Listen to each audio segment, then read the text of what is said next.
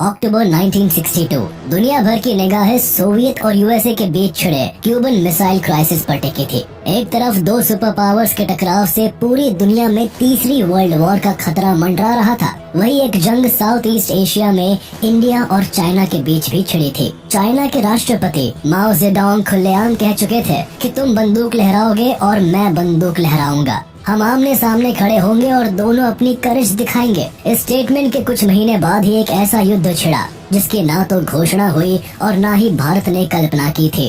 Aksai चिन की ऊंची पहाड़ियों पर गला देने वाली ठंड में चंद भारतीय सैनिकों के सामने हजारों चीनी सिपाही खड़े थे। इंडियन सोल्जर्स के पास ना तो गोलियां थी और ना ही एयर सपोर्ट, लेकिन भारत के इन वीर योद्धाओं में साहस और मनोबल कूट कूट कर भरा था। इसीलिए इस युद्ध में जीत के संकल्प के साथ भारतीय जवान अपनी आखिरी सांस तक लड़े और भारत की मिट्टी की रक्षा के लिए शहीद हो गए। हिंदी चीनी भाई भाई का नारा दोहराने वाले प्रधानमंत्री नेहरू की दोस्ती के विश्वास पर चाइना ने छुरा भोंक दिया था। इस युद्ध में भारत को जीत तो नहीं मिली, लेकिन दोस्ती में एक ऐसा धोखा मिला जिसने भारत की ज्योग्राफी और जियोपॉलिटिक्स को बदल दिया। क्या था 1962 का सीनो इंडियन वॉर? आखिर ये युद्ध क्यों हुआ था और भारत पर इसका क्या असर पड़ा? भाइयों बहनों साथियों और हमवतनों, हमारे सीमा पर जबरदस्त हमले चीनी फौजों ने किए। Independent India was a tender 15 years old when it was humiliatingly crushed by China. Chinese army launched a massive attack on India, both in Ladakh and in the northeast. China launched an invasion of the disputed borderlands. Thousands died in a short, bloody war which ended in a humiliating defeat for India. Bharat और China के बीच संबंध British India के समय से ही खराब रहा और इसका कारण था ब्रिटिश इंडिया और चाइना के बीच बाउंड्री डिस्प्यूट। भारत, जो कि ब्रिटिश एम्पायर के लिए एक बहुत इम्पोर्टेंट कॉलोनी था, जिसे वो हर हाल में बाहरी इन्फ्लुएंस से दूर रखना चाहते थे, इसीलिए उन्होंने 2 से 3 बार भारत, तिब्बत और चाइना के बीच बाउंड्री डिफाइन करने की कोशिश की थी। इसी दौरान उन्होंने जॉनसन लाइन खींची, जिसमें उन्होंने अक्साई चिन, जिसे चाइनीज अपनी टेरिटरी मानते थे, उसे भारत का हिस्सा दिखाया। हालांकि चाइना ने इन बाउंड्रीज को कभी नहीं माना और डिस्प्यूट्स लगातार बने रहे।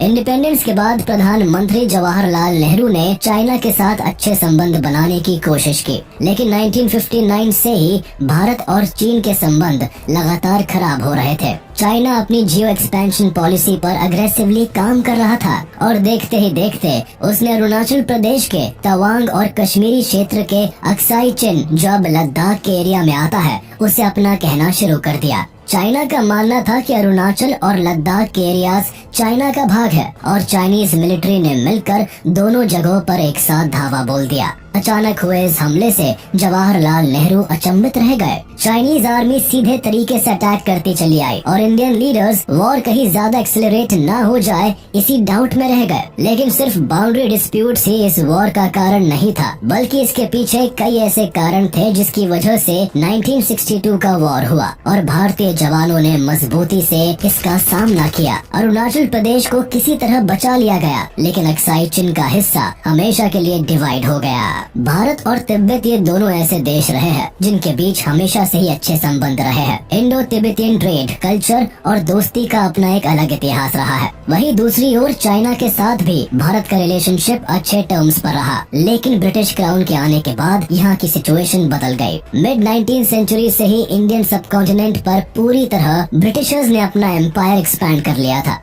वही चाइना में तब किंग डायनेस्टी पावर में थी। फिर 1846 में सिख एम्पायर के महाराजा गुलाब सिंह को हराकर ब्रिटिशर्स ने लद्दाख रीजन को अपने कंट्रोल में ले लिया एंड चाइनीज ऑफिशियल्स के साथ मिलकर लद्दाख रीजन की बाउंड्रीज को डिफाइन करने की कोशिश की। लेकिन दोनों ही पक्ष एक ट्रेडिशनल बॉर्डर को ही बाउंड्री मानते रहे, जिसे कभी डिफाइन नहीं किया गया। हालांकि काराकोरम पास और पैंगोंग लेक के सेक्शंस में ये लाइन वेल डिफाइंड थी, लेकिन अक्साई चिन के एक बड़े हिस्से पर बाउंड्री लाइन को कभी डेमार्केट नहीं किया गया। ब्रिटिश रूल के समय भारत और चीन के बीच 2 मेजर बाउंड्री लाइंस प्रपोज की गई थी, जिसमें पहली थी जॉनसन्स लाइन। 1865 में ब्रिटिश सर्वे ऑफ इंडिया के सिविल सर्वेंट W.H. जॉनसन ने भारत और चाइना के बीच जब जॉनसन लाइन को फॉर्म किया, तब इसके तहत अक्साई चिन को कश्मीर का हिस्सा बताया गया। अब क्योंकि उस समय अक्साई चिन से लगा हुआ जिनजियांग रीजन चाइना के कंट्रोल में नहीं था, इसलिए चाइनीज ऑफिशियल्स को ये लाइन प्रेजेंट नहीं की गई। लेकिन कुछ सालों के बाद 1878 में जिनजियांग रीजन को चाइना ने फिर से कैप्चर कर लिया और जॉनसन लाइन को मानने से इनकार कर दिया। इसके बाद जॉनसन लाइन को दरकिनार करते हुए 1892 में चाइना ने काराकोरम पास पर अपनी बाउंड्री को मार्क किया और अक्साई चिन को जिनजियांग रीजन का हिस्सा बताया। इसी के साथ ब्रिटिश इंडिया और चाइना के बीच फर्स्ट बाउंड्री डिस्प्यूट की शुरुआत हुई थी। 1897 के बाद इसी लाइन को अर्डैग जॉनसन लाइन के नाम से बुलाया जाने लगा, क्योंकि British director of military intelligence John Ardagh ने इस लाइन को ब्रिटिश इंडियन गवर्नमेंट से फॉर्मली प्रपोज किया था। कुछ साल बाद 1899 में ब्रिटिशर्स ने एक बार फिर बॉर्डर लाइन को मॉडिफाई किया और एक नए बॉर्डर को प्रपोज करते हुए मैकार्टनी मैकडॉनल्ड लाइन को इंट्रोड्यूस किया। इसके तहत अक्साई चिन का एक बड़ा हिस्सा भारत के पास आया, जबकि कुछ हिस्सा जिनजियांग रीजन से जोड़ दिया गया। इस मॉडिफाइड लाइन पर चाइना का कोई रिस्पांस न आने पर मैकार्टनी मैकडॉनल्ड लाइन को ही फाइनल बाउंड्री लाइन मान लिया गया। जाहिर था कि 16 से 17,000 फीट की ऊंचाई पर बसे इस डेजर्टेड, आइसोलेटेड और इनहैबिटेबल इलाके में दोनों ही देश का इंटरेस्ट कम था, इसीलिए कई सालों तक दोनों देशों के बीच बॉर्डर को लेकर कोई भारी विवाद नहीं हुआ और चाइना और ब्रिटिश इंडिया दोनों ही अपने द्वारा मैप पर खींची गई लाइन को ही इंटरनेशनल बाउंड्री मानते रहे। लेकिन ब्रिटिश इंडिया की यही गलती आगे चलकर इंडिया चाइना कॉन्फ्लिक्ट का बड़ा कारण बना। साल 1911 में चाइना की पॉलिटिक्स में एक बड़ा हेरफेर हुआ। वहाँ सदियों से चली आ रही किंग डायनेस्टी का डाउनफॉल हुआ और चाइना में सिविल वॉर की शुरुआत हो गई। इसी दौरान जब ये देश पॉलिटिकल टर्मोइल से गुजर रहा था, तभी ब्रिटिश इंडिया, तिब्बत और चाइना के बीच बाउंड्री लाइंस को लेकर एक बड़ी डेवलपमेंट हुई। 1914 में ब्रिटिशर्स ने वर्ल्ड वॉर 1 में कूदने से पहले तिब्बत, ब्रिटिश इंडिया और चाइना के बीच शिमला अकॉर्ड को प्रपोज किया। अब क्योंकि तब तक तिब्बत चाइना का पार्ट नहीं था, इसलिए इस कन्वेंशन का मकसद हिमालयन रीजन में तीनों देशों के बीच बाउंड्री लाइन को डिफाइन करना और बॉर्डर डिस्प्यूट को सुलझाना था। ये समझौता खास तौर पर भारत के नॉर्थ ईस्टर्न सेक्टर में तिब्बत और ब्रिटिश इंडिया के बीच मैकमोहन लाइन के क्रिएशन के लिए था, जिसे गवर्नमेंट ऑफ इंडिया के फॉरेन सेक्रेटरी हेनरी मैकमैन ने बनाया था। ये लाइन भूटान के ईस्टर्न बॉर्डर से मार्क होते हुए ब्रह्मपुत्रा के ग्रेट बेंड तक मार्क की गई थी, जिसके तहत तिब्बत का ट्रेडिशनल रीजन तवांग भी भारत की टेरिटरी में लाया करता था। हालांकि ये accord British India, Tibetan government और चाइनीज रिप्रेजेंटेटिव्स के बीच नेगोशिएट किया गया था, लेकिन चाइनीज रिप्रेजेंटेटिव ने इस ट्रीटी पर साइन नहीं किया। उनका कहना था कि तिब्बत चाइना का ही सबऑर्डिनेट है और तिब्बत गवर्नमेंट एक सोवरेन गवर्नमेंट नहीं थी, इसीलिए उन्हें ये अग्रीमेंट करने का कोई हक नहीं था और इसीलिए तिब्बत गवर्नमेंट और ब्रिटिश इंडिया के बीच अग्रीमेंट होने के बाद भी चाइना ने इसे एक्सेप्ट नहीं किया। इस सब के बावजूद तिब्बत और भारत के बीच मैकमैन लाइन को काफी समय तक ऑफिशियल बॉर्डर ही माना गया। इस बीच चाइना ने तिब्बत पर अपना डायरेक्ट कंट्रोल जमाने के लिए कई प्रयास किए, लेकिन खुद के देश में चल रही पॉलिटिकल उथल पुथल और तिब्बतियन गवर्नमेंट से मिलने वाले विरोध की वजह से चाइना को कभी सफलता हाथ नहीं लगी। 1947 में भारत को ब्रिटिश रूल से आजादी मिली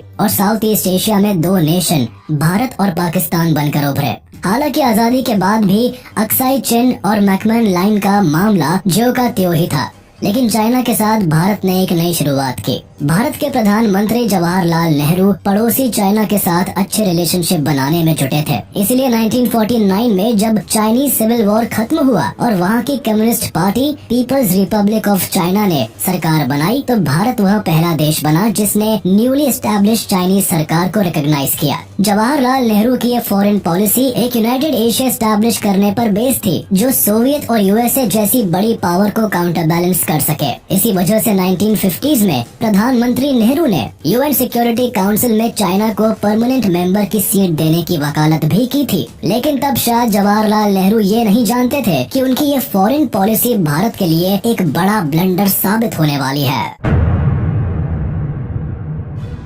साल 1950 में इंडो चाइना की फ्रेंडशिप को पहला झटका तब लगा जब चाइना ने तिब्बत पर इन्वेजन किया और इस पर चाइना का कंट्रोल स्टैब्लिश कर लिया। इससे भारत और चाइना के बीच मौजूद बफर स्टेट खत्म हो गया। अब तक भारत और तिब्बत के बीच बाउंड्री वेल डिफाइंड नहीं थी। साथ ही दोनों देशों में कल्चरल और रिलीजियस कनेक्शन था। इसीलिए भारत को चिंता थी कि एनेक्सेशन इंडिया के नदर्न बॉर्डर की सिक्योरिटी के लिए खतरा बन सकता था और उनका ये डर सच भी साबित हुआ जब चाइना ने एंटायर हिमालयन रीजन को उसकी सोवरेन टेरिटरी का हिस्सा बताना शुरू कर दिया और मैकमोहन लाइन को मानने से भी इनकार कर दिया। इसके अलावा चाइना ने जम्मू कश्मीर के कुछ हिस्सों पर भी दावा किया। तिब्बत के एनेक्सेशन के साथ ही चीन चाइनीज मैप में भारत के अक्साई चिन और नॉर्थ ईस्ट फ्रंटियर को अपनी टेरिटरी का हिस्सा बताने लगा। भारत तिब्बत पर कब्जे से जरा भी खुश नहीं था। इससे दोनों देशों के बीच बॉर्डर टेंशन एस्केलेट होने लगे। इसीलिए शुरुआत में इंडिया ने पीसफुल रास्ता अपनाते हुए चाइना को नेगोशिएशन लेटर्स भेजे, लेकिन चाइनीज गवर्नमेंट यही मानती रही कि तिब्बत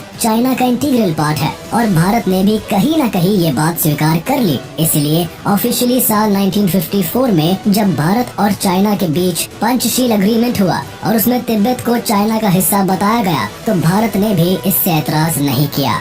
इंडियन पीएम जवाहरलाल नेहरू और चाइनीज पीएम जोहू एनलाई ने पंचशील एग्रीमेंट दोनों राष्ट्रों के बीच पीस, कोऑपरेशन और सिक्योरिटी को ध्यान में रखकर साइन किया था। यह एग्रीमेंट 5 प्रिंसिपल्स पर बेस्ड था, जिसके तहत दोनों देशों ने एक दूसरे की टेरिटोरियल इंटीग्रिटी और सोवरेनिटी को एक्सेप्ट किया और साथ ही mutual non aggression, peaceful coexistence और एक दूसरे के इंटरनल अफेयर्स में दखल अंदाजी न करने पर भी सहमति जताई थी। इस एग्रीमेंट से पीएम जवाहरलाल नेहरू को उम्मीद थी कि आइडियोलॉजिकल और पॉलिटिकल डिफरेंस होने के बाद भी भारत और चाइना में शांति स्थापित हो जाएगी। उन्होंने इस एग्रीमेंट को बॉर्डर डिस्प्यूट से अलग रखा और उस पर खुलकर बात नहीं की। वह दोनों देशों के बॉर्डर डिस्प्यूट्स को डिप्लोमेसी और पीस से सुलझाने की कोशिश करते रहे और हिंदी चीनी भाई भाई का नारा भी दिया। प्रधानमंत्री जवाहरलाल नेहरू का चाइनीज गवर्नमेंट पर भरोसा इसलिए भी बढ़ गया क्योंकि चाइनीज प्रीमियर जोहू एनलाई ने 1956 में चाइना के टेरिटोरियल क्लेम पर यह कहा कि चाइना का इंडियन कंट्रोल टेरिटरी पर कोई क्लेम नहीं है। लेकिन इतिहास गवाह है कि ये चाइना की अगली चाल थी।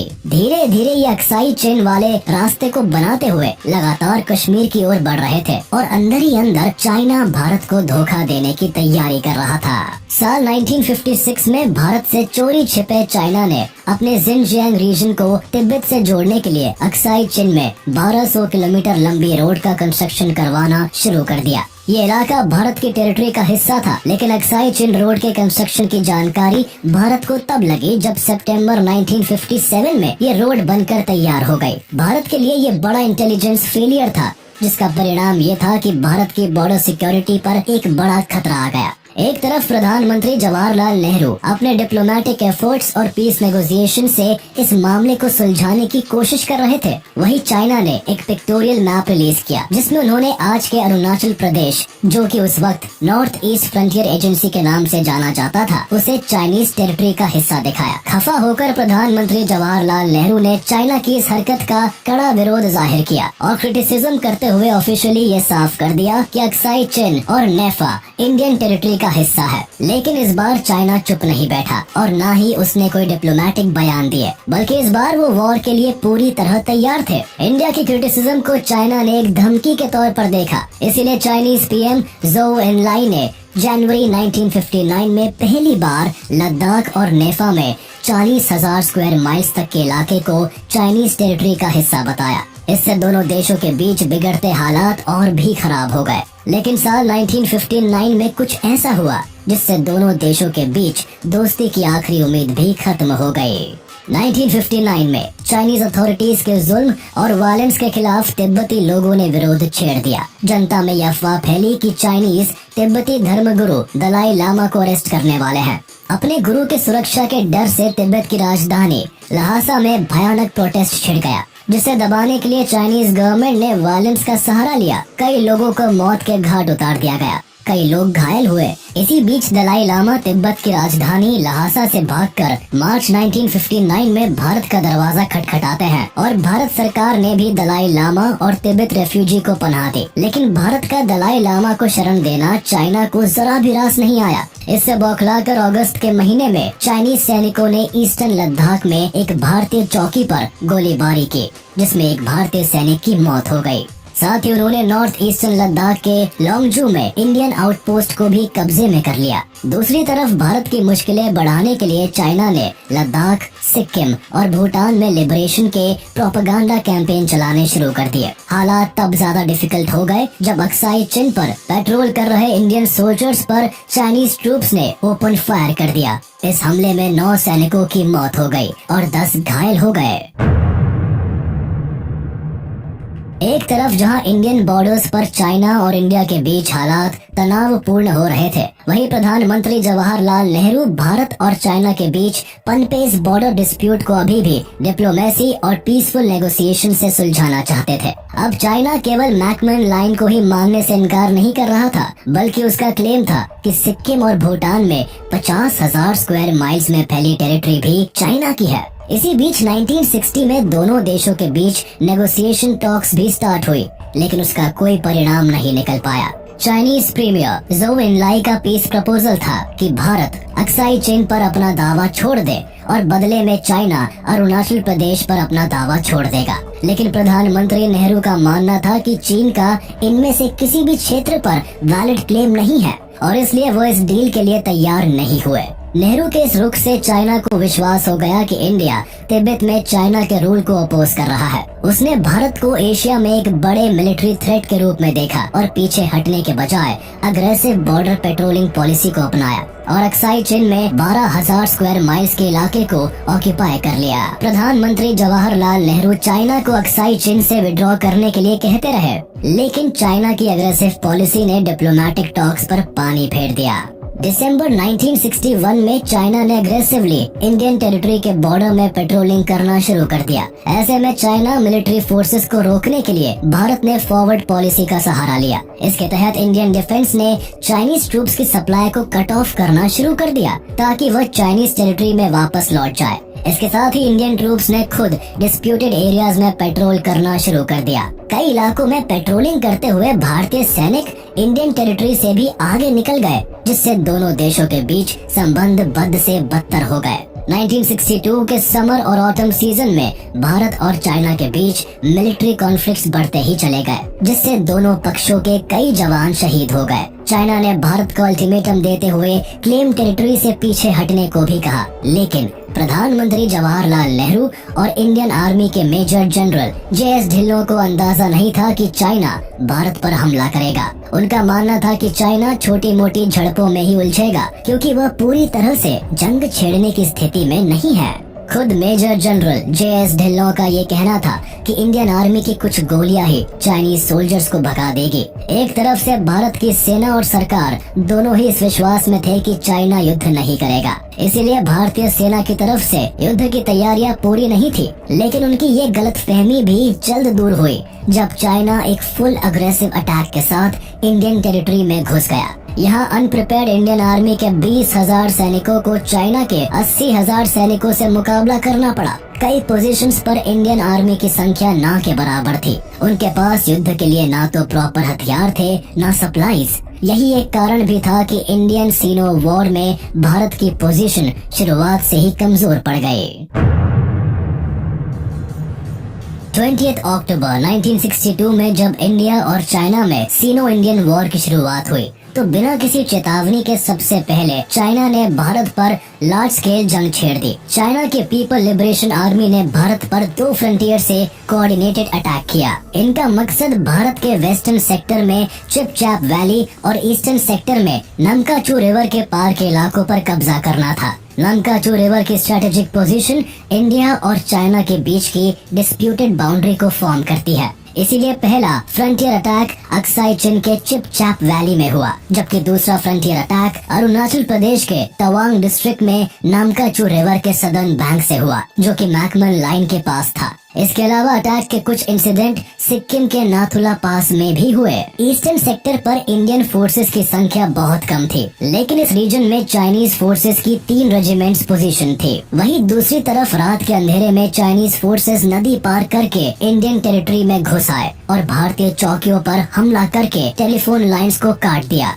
जिससे इंडियन आर्मी का हेडक्वार्टर से संपर्क टूट गया। इसी बीच चाइनीज इन्फेंट्री ने इंडियन ट्रूप्स पर हमला किया और उन्हें नामकाचू से विड्रॉ करने पर मजबूर कर दिया। एक बार नामकाचू पर कब्जा होने के बाद चाइनीज ट्रूप्स ने धीरे धीरे थगला रिज को भी कब्जे में ले लिया और नेफा के बाकी हिस्सों में आगे बढ़ना जारी रखा। 21 अक्टूबर 1962 को चीनियों ने अरुणाचल प्रदेश के धोला सेक्टर में मैकमैन लाइन के पास किबिठू पोस्ट पर हमला किया। इसके बाद चाइनीज ट्रूप्स ने वलोंग पर अटैक किया। यहाँ चाइनीज को इंडियन सोल्जर से विरोध झेलना पड़ा। दोनों पक्षों में भारी झड़प हुई। चाइनीज की मशीन गन के खिलाफ भारतीयों ने अपनी पुरानी राइफल का इस्तेमाल किया और कई घंटों तक चाइनीज ट्रूप्स को रोके रखा, लेकिन आर्म्स, एम्युनिशन, राशन की शॉर्टेज के चलते चाइनीज ट्रूप्स ने वलोंग पर अपनी डोमिनेंसी को बना लिया। वेस्टर्न सेक्टर पर चाइनीज सैनिक पहले ही काफी इलाकों को कब्जे में ले चुके थे, इसलिए 20 अक्टूबर को उन्होंने आसानी से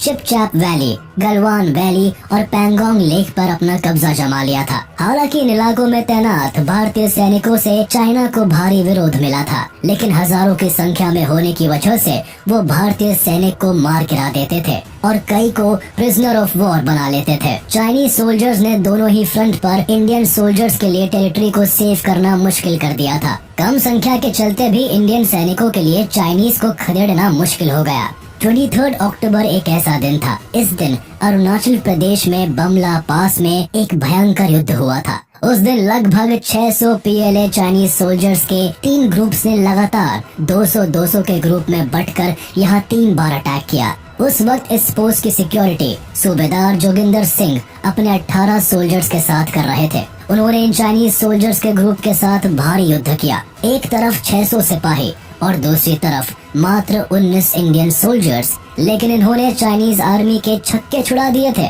2-2 बार जब चाइनीज ग्रुप्स आए, तब सूबेदार जोगिंदर सिंह और उनकी टीम ने शहीद होने तक लगभग 300 से ज्यादा चाइनीज सिपाहियों को मार गिराया। उन्होंने हेडक्वार्टर से अंत में सपोर्ट और एम्युनिशन की मांग की, लेकिन फोन लाइन बंद होने की वजह से सूबेदार जोगिंदर सिंह को कोई सपोर्ट नहीं मिल पाया। अंत में सूबेदार जोगिंदर सिंह को चाइनीज के 3rd वेव में आए सैनिकों ने कैप्टिविटी में ले लिया, जहां उनकी मौत हो गई। भले ही सिख सिपाहियों ने तवांग में अपनी शहादत दे दी, लेकिन चाइनीज सोल्जर्स को ऐसा सबक सिखाया कि वो उसे सपने में भी नहीं भूल पाएंगे।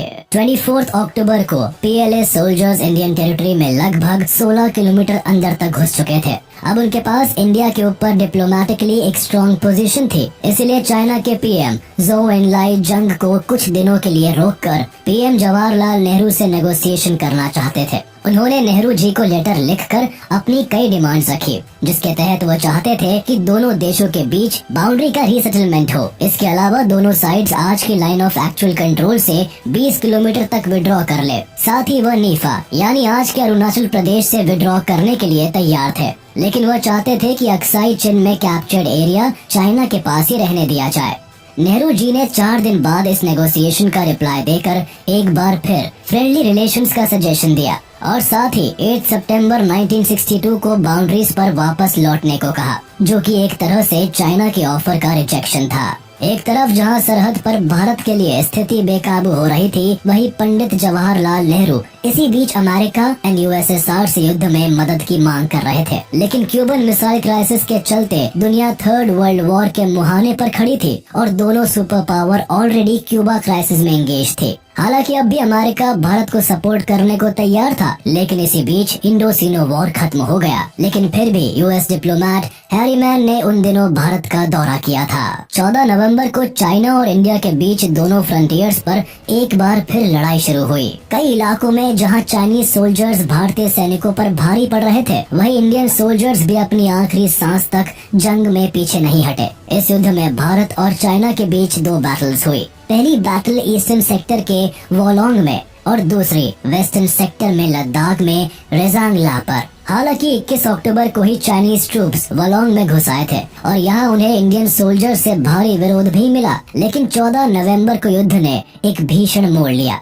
जब 6 क्यूमाऊन रेजिमेंट के जवानों ने चीनियों पर पलटवार किया। हालांकि उनके पास कोई आर्टिलरी सपोर्ट नहीं था, पर फिर भी वो आगे बढ़े। कैप्टन BN सिंह और मेजर BN शर्मा की कमांड में 2 कंपनी के अटैक ने फर्स्ट फेज को अंजाम दिया, जबकि C और D कंपनी को पिंपल और ट्राई जंक्शन को डिफेंड करने को कहा गया। इस बीच चाइनीज और इंडियन ट्रूप्स के बीच हैवी फायरिंग हुई और भारतीय सैनिकों को इस लड़ाई में भारी नुकसान हुआ। लिमिटेड फायर सपोर्ट होने की वजह से वो ज्यादा देर तक नहीं संभाल पाए, लेकिन डोगरा सैनिकों को ट्राई जंक्शन को सिक्योर करने के लिए कहा गया। लेकिन इसके पहले वो ऐसा कुछ कर पाते, उससे पहले चाइनीज सैनिकों ने ट्राई जंक्शन पर हमला कर दिया। अपनी ह्यूज पावर और स्ट्रेंथ के साथ चाइनीज सोल्जर्स ने ट्राई जंक्शन को घेर लिया। इसे बचाने की जद्दोजहद में कई कुमाऊं सैनिकों ने अपनी जान गंवा दी। 16 नवंबर को चाइनीज सैनिकों की तरफ से फाइनल असॉल्ट हुआ। युद्ध के आखिर में वलोंग को चाइनीज सोल्जर्स ने जीत लिया। यहाँ भारत ने लगभग अपने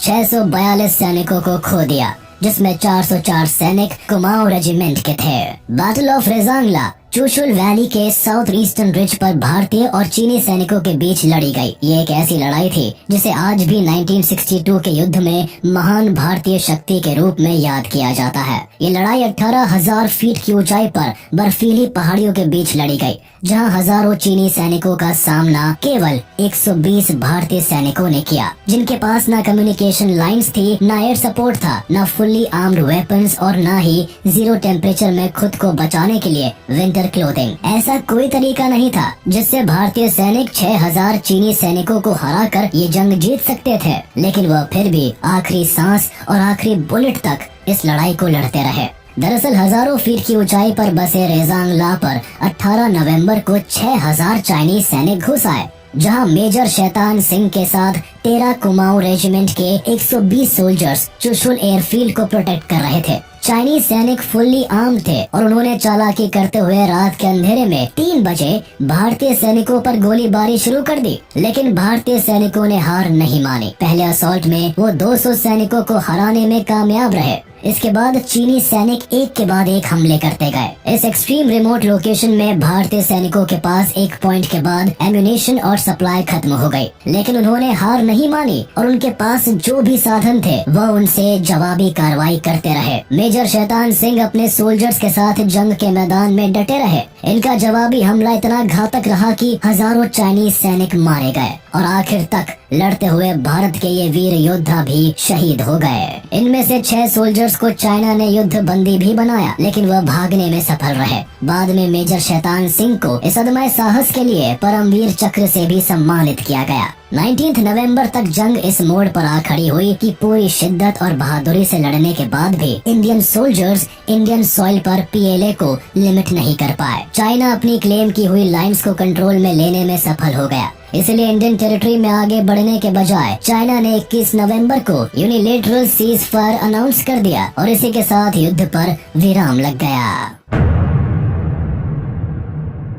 सीनो इंडियन वॉर का नतीजा ये हुआ कि अक्साई चिन भारत के हाथ से निकल गया। अक्साई चिन के लगभग 38,000 स्क्वायर किलोमीटर के इलाके पर चाइना का कब्जा हो गया। आगे इंडिया ने अपनी फॉरवर्ड पॉलिसी को बंद कर दिया और सीज फायर लाइन को ही लाइन ऑफ एक्चुअल कंट्रोल माना गया। युद्ध तो खत्म हो गया, लेकिन भारत ने केवल जंग और अपने इंटीग्रल पार्ट को ही नहीं खोया, बल्कि कई बहादुर सैनिकों को खोया जो अपने आखिरी दम तक युद्ध करने के लिए तैयार थे। इसीलिए संख्या में कम होने के बाद भी वह हजारों चाइनीज सैनिकों को मार गिराने से पीछे नहीं हटे। युद्ध के बाद भारत ने तिब्बतियन रेफ्यूजीज और रेवोल्यूशनरीज के लिए अपना समर्थन बढ़ा दिया और उनमें से कुछ को भारत में ही सेटल कर लिया गया। इस युद्ध ने साउथ एशिया में चाइना को एक बड़े उभरते देश की तरह भी स्थापित किया, जो आने वाले समय में अपनी डोमिनेंस बना सकता था। इस हार का इम्पैक्ट इंडियन पॉलिटिक्स पर भी पड़ा, जहां जवाहरलाल नेहरू की डिप्लोमेटिक फॉरेन पॉलिसीज को क्रिटिसाइज किया गया, क्योंकि वह चाइना की अग्रेसिव वॉर पॉलिसीज को समझने में नाकाम रहे। चाइना से हेल्दी और स्ट्रॉन्ग रिलेशंस मेंटेन करने की आड़ में वो देश की सुरक्षा नहीं कर पाए।